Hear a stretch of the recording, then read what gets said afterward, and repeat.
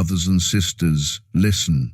Not all will see, not all will hear, not all will understand, but to those who are chosen, the mysteries of the kingdom are revealed. Let those who have ears hear.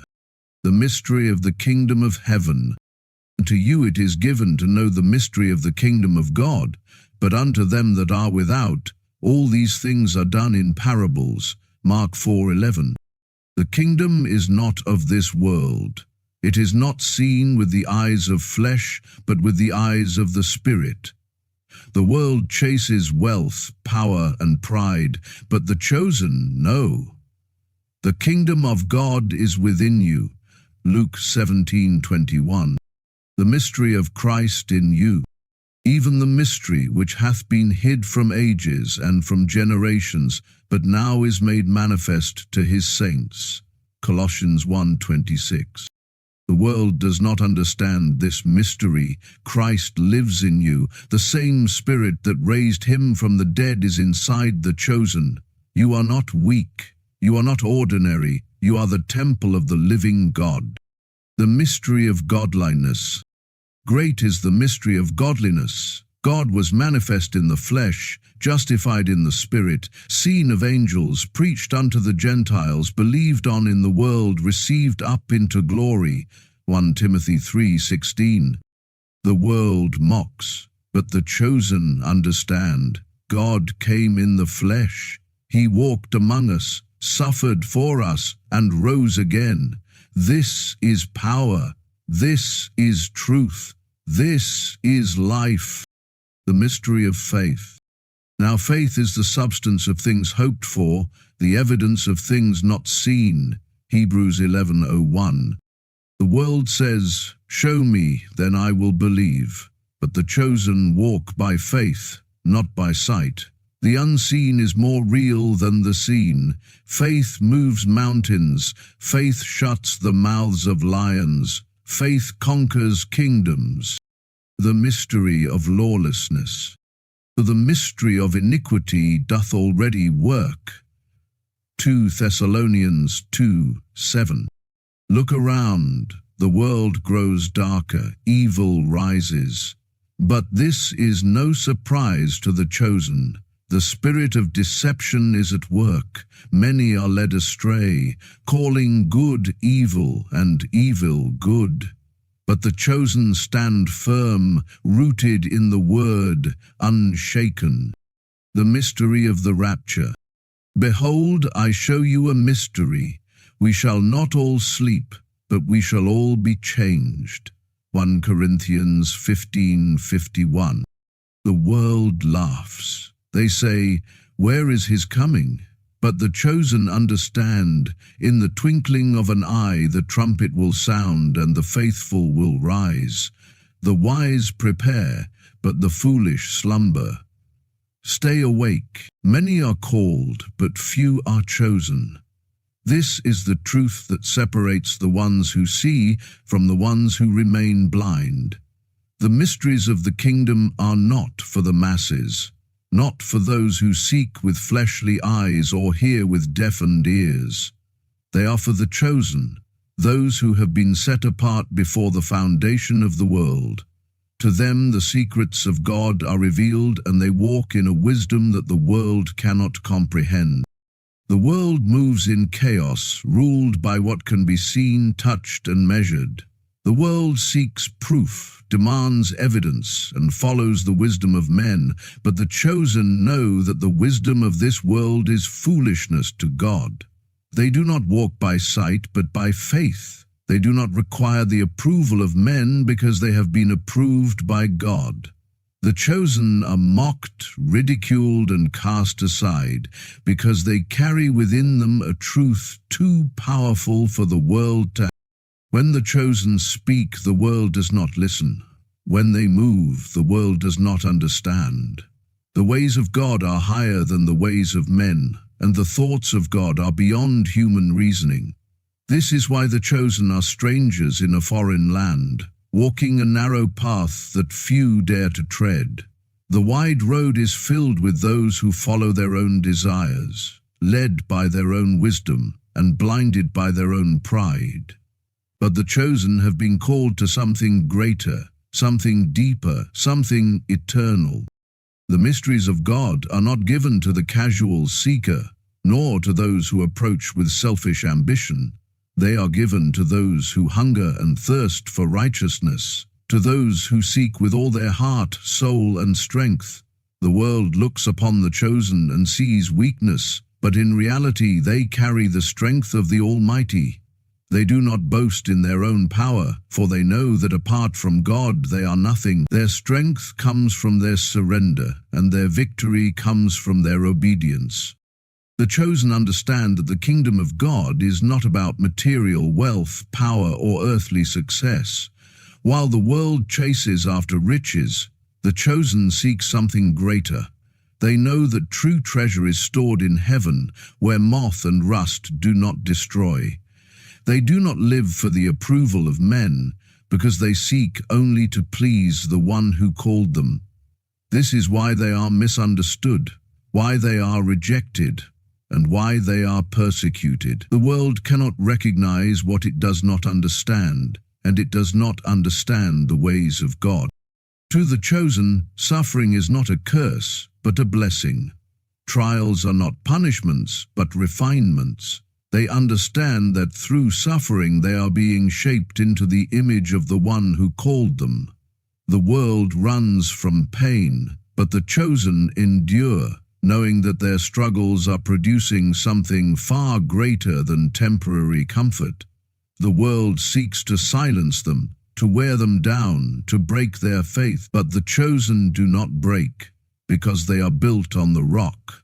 When the storms come, they remain standing, for their foundation is unshakable.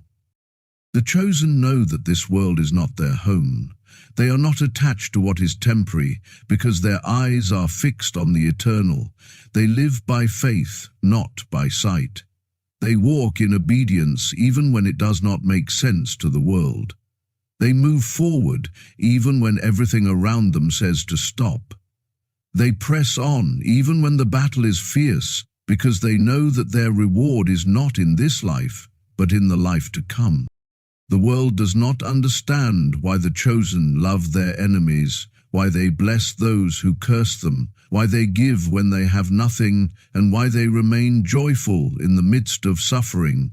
It is because they operate under a different set of laws, the laws of the kingdom.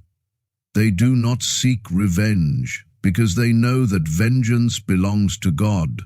They do not fear lack, because they know that their provider will supply all their needs. They do not fear death, because they know that death has already been defeated.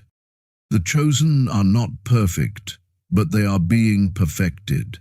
They stumble, but they rise again. They face battles, but they never surrender. They grow weary, but they find strength in the one who called them. They do not rely on their own wisdom, because they are led by the Spirit. They do not seek recognition, because they seek only the glory of God. The world may not see them, but heaven does.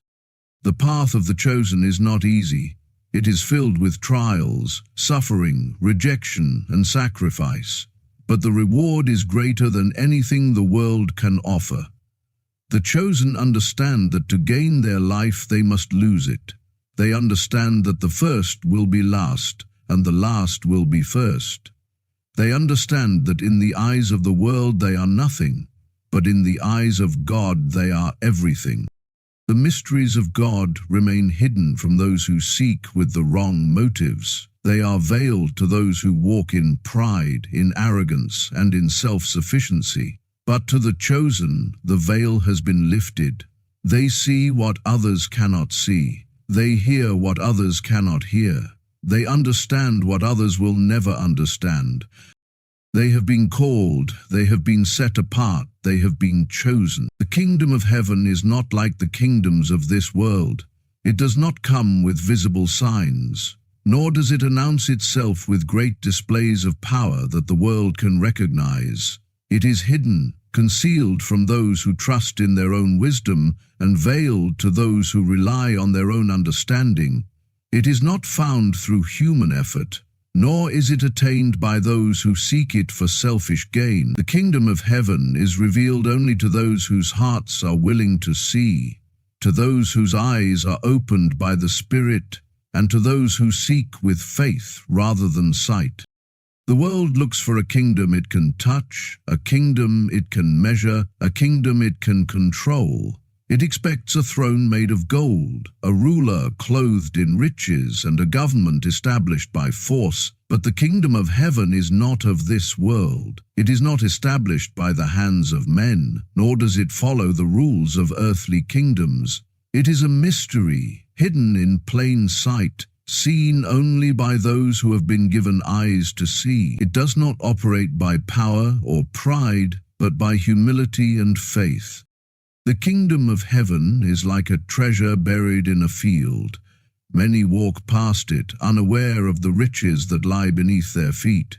They see only the surface, the dirt, the ordinary ground that looks no different from any other. They do not realize that just beneath the surface lies something of infinite worth, something that cannot be compared to anything this world has to offer. Only those who are willing to dig, to search, to look beyond what is visible will find it, and when they do, they understand its value. They sell everything they have, they give up everything they once held dear, because they know that nothing else matters compared to this treasure. The kingdom of heaven is like a pearl of great price. Many search for meaning, for purpose, for something that will satisfy the longing in their hearts. They chase after wealth, power, success, thinking that these things will bring fulfillment. But those who find the kingdom realize that everything else is worthless in comparison. They let go of what the world calls valuable because they have found something far greater. They know that what they have gained is beyond price, and they are willing to leave everything behind to possess it. The kingdom of heaven is hidden not because God desires to keep it from people, but because only those who truly seek it will find it. The proud will never see it because they believe they already have all the answers. The self-sufficient will never enter it because they do not think they need it. The religious will never grasp it because they are too focused on rules and traditions to recognize the living truth standing before them. But to the humble, to the broken, to the desperate, who cry out for something more, the kingdom is revealed. It is not found through human wisdom, nor is it understood through intelligence or education. Many of the greatest minds of the world have searched for truth, yet they have missed it entirely. They have studied, they have debated, they have written books and given speeches, but they remain blind. They look for answers in philosophy, in science, in human reasoning, but they cannot see what is right before them. The kingdom of heaven is revealed not to the wise of this world, but to the childlike, to those who approach with faith, to those who are willing to believe even when they do not fully understand. The kingdom is hidden because it is not a kingdom of the flesh, but a kingdom of the Spirit.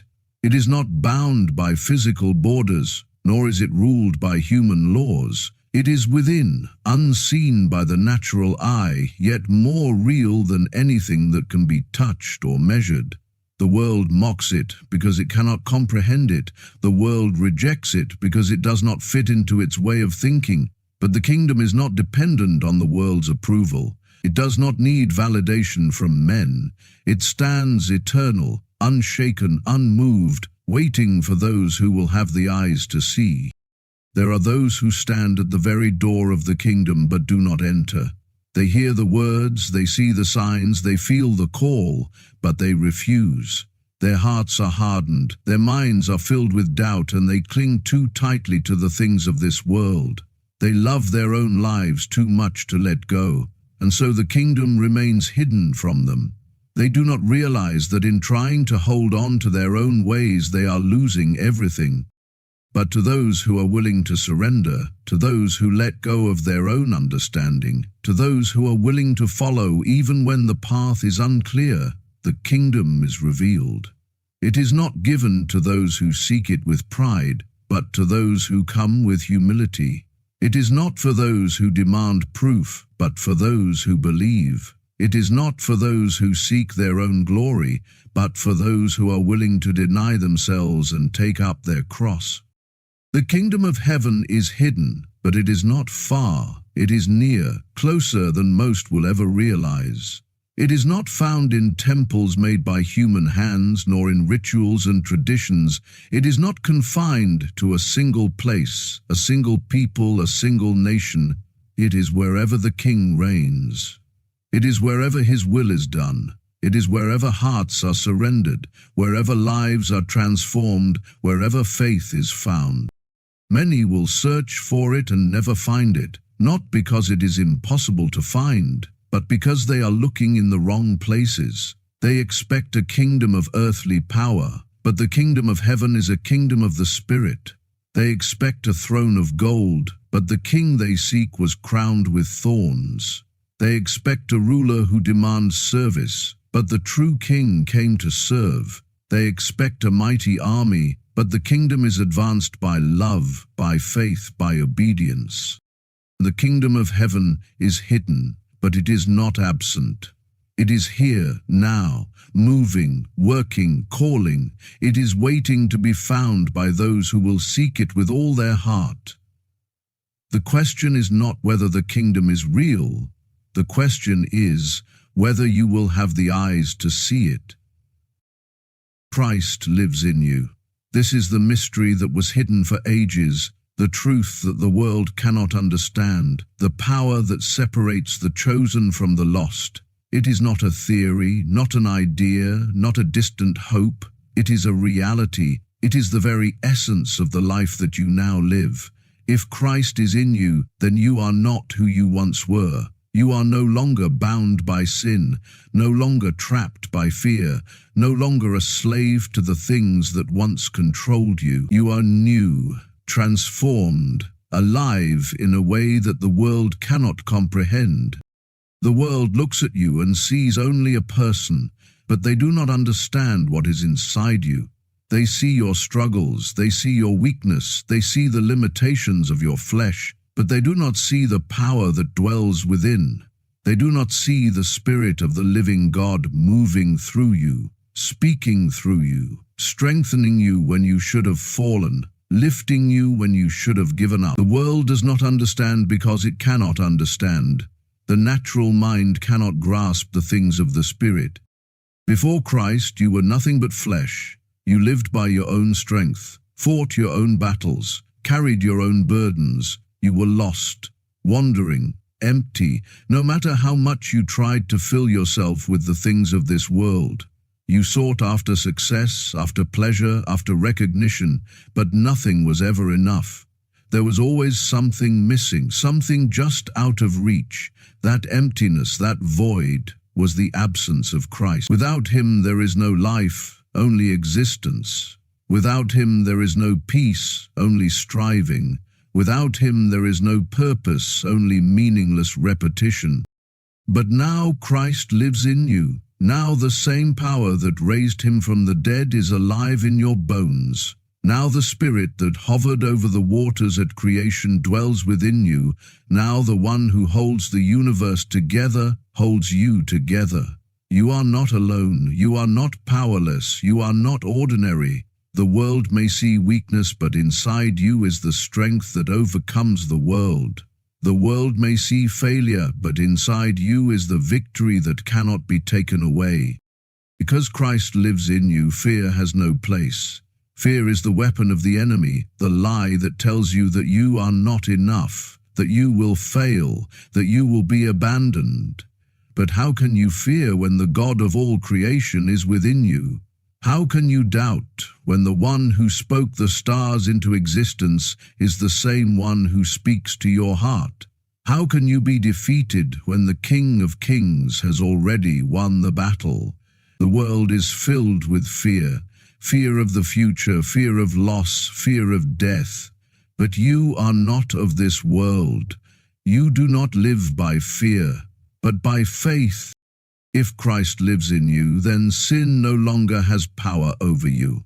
The enemy will whisper in your ear, trying to remind you of who you used to be, trying to drag you back into the chains that once held you.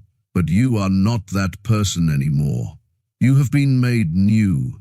You have been washed clean. The desires that once controlled you have been replaced with a greater desire to know Him, to serve Him, to walk in the fullness of His calling. Sin may try to pull you back, but it has no authority. The enemy may try to condemn you, but there is no condemnation for those who are in Christ. Because Christ lives in you, you have power beyond what you can imagine. The world tells you to depend on yourself, to push harder, to fight with your own strength. But your strength is not in yourself, it is in Him. When you are weak, He is strong. When you are empty, He fills you. When you cannot go any further, He carries you. This is not the power of positive thinking, not self-help, not human willpower. This is supernatural, this is divine, this is the presence of the living God dwelling within you. Christ in you means you are never alone. People may leave, circumstances may change, but He will never forsake you. There will be moments of darkness, moments when everything around you seems to be falling apart, but He is there. He is the light in the storm, the whisper in the silence, the hand that never lets go. You may not always feel Him, but He is there. You may not always understand what He is doing, but He is there. He is not a distant God, not an absent Father. He is present, closer than your very breath. Because Christ lives in you, your purpose is greater than yourself. You are not here to simply survive, to go through the motions, to live and die without making an impact. You have been called, chosen, set apart. The world may tell you that your life does not matter, that you are just one person among billions, but that is a lie. Christ in you changes everything. Because He lives in you, you carry His presence wherever you go. Every place you set your foot is holy ground. Every person you encounter is a chance to show His love. Every battle you face is another opportunity for His power to be revealed. This is why the enemy fights so hard to make you forget who you are. He knows that if you ever fully understand what it means for Christ to live in you, you will become unstoppable. He knows that if you ever realize the power that is already inside you, you will walk in victory. He wants you to doubt, to hesitate, to live in fear. But you were not created for fear. You were not created to live in chains. You were created to overcome, to stand firm, to be a light in the darkness. Christ in you is not just a belief, it is not just a theological concept, it is truth, it is reality, it is power. If you have Him, you have everything. If you lack Him, you have nothing. The world will try to offer you alternatives, temporary comforts, empty distractions, but nothing compares to the reality of Christ living in you. Nothing can replace His presence. Nothing can satisfy like He does. Christ in you means you are more than a conqueror. Christ in you means you are not who you used to be. Christ in you means you have a future, a purpose, a destiny that cannot be taken away. It is time to walk in that truth. It is time to believe it, to own it, to live in the fullness of what He has already given you. Because when Christ lives in you, nothing can stand against you. Faith is the key to understanding. It is not intelligence, not education, not human reasoning that unlocks the mysteries of God. It is faith. Without faith, the mind is blind, the heart is hardened, and the truth remains hidden. The world seeks to understand by logic, by proof, by what can be seen and touched. But the things of God are not discovered through human wisdom. They are revealed to those who believe. Faith opens the eyes that were once blind. Faith makes the impossible possible. Faith is the bridge between man and God, between the seen and the unseen. between the temporary and the eternal. The world asks for proof, demands signs, requires evidence before it will believe. But faith believes before it sees. Faith does not wait for confirmation. Faith does not require all the answers before it moves forward. The mind of man wants to understand first, then trust. But the way of faith is to trust first, then understanding follows. This is why faith is difficult for the world, why many reject it, why it seems like foolishness to those who rely on their own reasoning. They want to see before they believe. But faith says, believe, and then you will see. Faith is not blind. It does not walk in ignorance. It does not ignore reality. Faith sees a reality that the natural eye cannot see. It sees beyond circumstances, beyond obstacles, beyond limitations. Faith sees the unseen. The world sees lack, but faith sees provision. The world sees sickness, but faith sees healing. The world sees death, but faith sees life. This is why faith is the key to understanding, because it opens the mind to a reality greater than what the world presents. It lifts the heart above fear, above doubt, above the voices that say it cannot be done. Without faith, understanding is limited. Without faith, the truth remains hidden. The mysteries of God cannot be grasped by intellect alone. The greatest scholars, the most brilliant minds, the most logical thinkers will never understand the things of God if they do not have faith. They can study, they can analyze, they can debate, but they will never know the truth unless they believe. The human mind is too small to comprehend the fullness of God.